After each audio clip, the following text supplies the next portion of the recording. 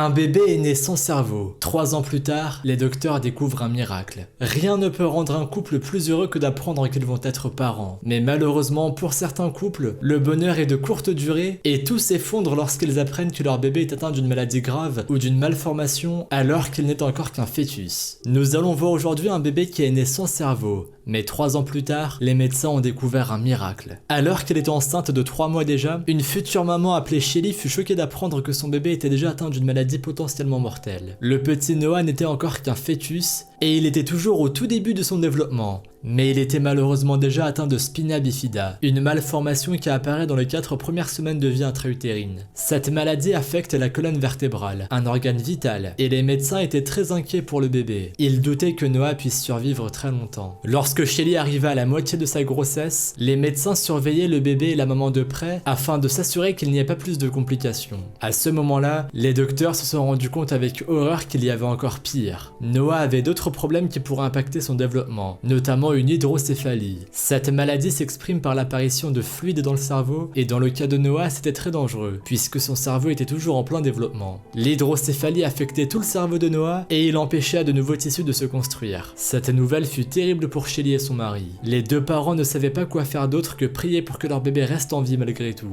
Lorsque Noah s'apprêtait à naître, les médecins ont estimé que l'hydrocéphalie avait détruit environ 98% du cerveau du bébé. Pour eux, il ne survivrait pas à l'accouchement. Ils ont annoncé aux parents qu'il fallait certainement se préparer au pire. Mais contre toute attente, Noah vit quand même le jour et il était bel et bien vivant. Il respirait et il bougeait comme n'importe quel autre bébé. Les médecins étaient médusés. Il vivait sur seulement 2% de son cerveau. Le seul signe qui montrait son hydrocéphalie était la disproportion entre la taille de sa tête et celle de son corps. Les médecins firent passer au bébé une multitude de tests pour connaître avec précision son état de santé. Noah avait d'autres malformations en plus de la spina bifida et l'hydrocéphalie, notamment au niveau de ses chromosomes. Les parents de Noah étaient abattus. Ils étaient contents que leur fils soit vivant, mais ils étaient très inquiets pour son futur.